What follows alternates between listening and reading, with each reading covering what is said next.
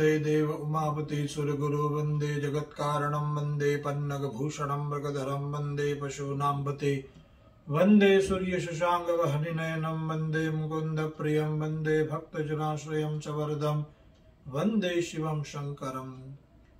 सनातन धर्म के प्रति अपनी श्रद्धा रखने वाले हर एक को मेरा ओम नमः शिवाय, जय माता जी।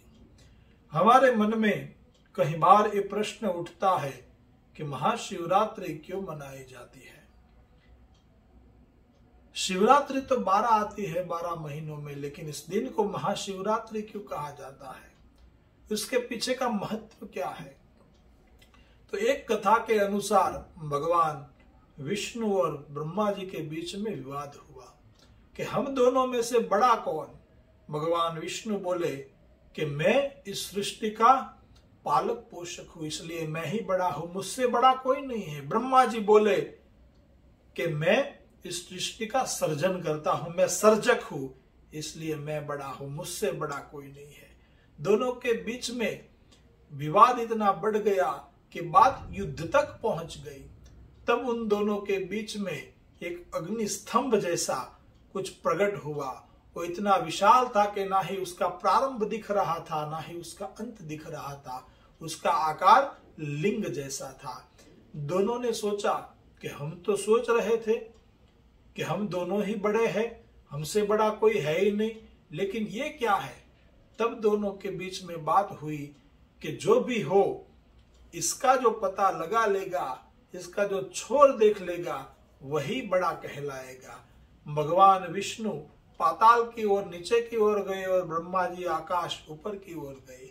कई सालों का श्रम किया, मेहनत पुरुषार्थ किया, लेकिन दोनों में से किसी को भी इसका पता नहीं चला कि क्या है। तब दोनों थक के वापस आए। भगवान विष्णु बोले कि मैंने बहुत मेहनत की, बहुत सालों तक प्रयत्न किया ब्रह्मा जी, लेकिन मुझसे इसका प्रारंभ कहां से हुआ ये पता नहीं चला। भगवान विष्णु ने तो सच कह दिया, लेकिन ब्रह्मा जी झूठ बोले। ब्रह्मा जी ने कहा कि ये कहां तक है, इसका छोर मैंने देख लिया है, मैंने देख लिया है कि कितना ऊपर तक है। ब्रह्मा जी के झूठ बोलने के कारण भगवान महादेव अति क्रोधित हुए और उसने अपनी लिंग के द्वारा एक महाभयंकर तामसी स्वरूप प्रकट हुआ और उसने अपनी कनिष्ठा उंगली के नाखून से ब्रह्मा जी का एक मस्तक काट दिया। फिर ब्रह्मा और विष्णु भगवान ने दोनों ने मिलके उस शिवलिंग की पूजा की, आराधना और अनुष्ठान किया। इस सृष्टि के ऊपर भगवान महादेव पहली बार लिंग के स्वरूप में प्रकट हुए थे। उस दिन महाशिवरात्रि थी, इसलिए इस दिन को महाशिवरात्रि के स्वरूप में मनाया जाता है। एक दूसरी कथा ऐसी भी है कि देवों और असुरों ने अमृत के लिए समुद्र का मंथन किया, और जब समुद्र का मंथन कर रहे थे तो अमृत से पहले महाभयंकर विष निकला, महाभयंकर जहर निकला, और वो विष इतना भयंकर था कि उसको देख के देवों और असुरों दोनों भागने लगे। लेकिन वो विष समुद्र के पानी में मिक्स हो गया और उसके प्रभाव से सृष्टि व स्वर्ग के ऊपर बहुत बड़ा खतरा खड़ा हुआ।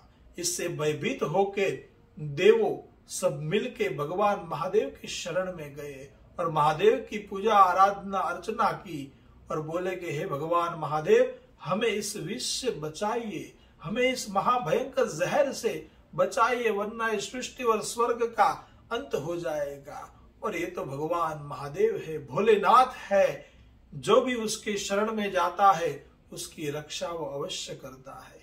भगवान महादेव ने कहा कि देवताओं आप निश्चित हो जाए। फिर भगवान महादेव ने उस विष को, महाभयंकर जहर को पी लिया और अपने गले में, अपने कंठ में रख लिया, और उस विष के प्रभाव से भगवान महादेव का गला नीला हो गया। इसलिए भगवान शिव का एक नाम नीलकंठ हुआ। भगवान महादेव इतने दयालु है कि जो भी उसके शरण में जाता है उसको कभी वो निराश नहीं करते। और भगवान महादेव ने जिस दिन ये विष धारण किया उस दिन महाशिवरात्रि थी, इसलिए इस दिन को महाशिवरात्रि के स्वरूप में मनाया जाता है। जो भी भगवान महादेव की इस दिन को पूजा अर्चना करता है भगवान उसकी सभी मनोकामना पूर्ण करते हैं। अब हम जानते हैं कि महाशिवरात्रि के दिन भगवान महादेव को, सदाशिव को, सोमनाथ महादेव को कैसे प्रसन्न किया जाए, जिसके प्रभाव से हमें सुख, शांति, वैभव, लक्ष्मी, मान, सम्मान और आरोग्य की प्राप्ति हो।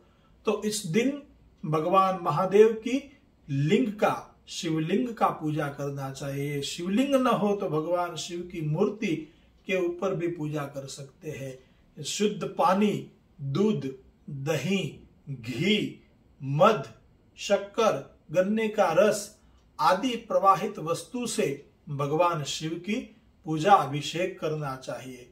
और भगवान महादेव को प्रसन्न करने के लिए ओम नमः शिवाय का जप करना चाहिए और महामृत्युंजय का जप करना चाहिए। ओम त्र्यंबकम यजामहे सुगंधिम पुष्टिवर्धनम उर्वारुकमिव बंधनान् मृत्युर्मोक्षयमामृतात्। ऐसे मंत्रों से भगवान शिव की आराधना करनी चाहिए और महाशिवरात्रि का जागरण करना चाहिए और चारों प्रहर की पूजा करके भगवान की कृपा प्राप्त करनी चाहिए। आप सभी को महाशिवरात्रि की हार्दिक शुभकामना। ओम नमः शिवाय। जय सोमनाथ। महाकाल आदेश।